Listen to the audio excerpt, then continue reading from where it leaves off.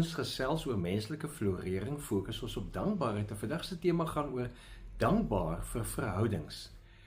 Het jy al soms gevoel dat jy 'n week deurgegaan het waar jy soveel mense gesien het en vir jou lekker was om saam met hulle te gesels en te kuier, maar dat jy nou so bietjie op is vir mense?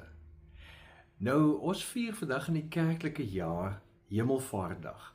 Jy sal onthou in die ou dae was daar dit 'n publieke vakansiedag, maar ek het 'n vermoede dis in daardie tyd net so veel of net so min bygewoon die dienste soos vandag. Maar die punt waaroor het gaan is, Jesus het nie opgevaar omdat hy op was vir mense nie. Hy het opgevaar om die hemel te open vir mense. En dis die goeie nuus van Hemelvaartdag.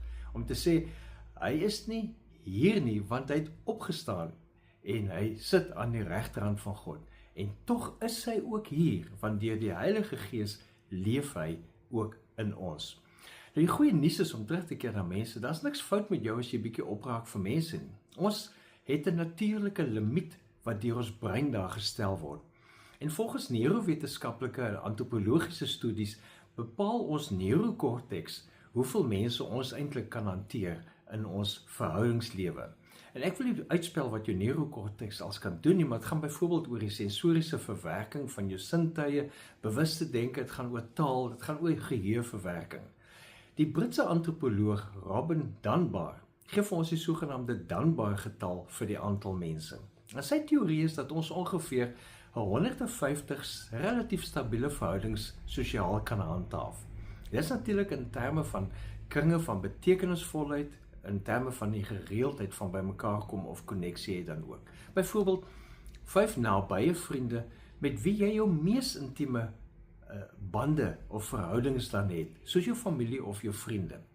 15 goeie vriende op wie jy kan staat maak vir ondersteuning.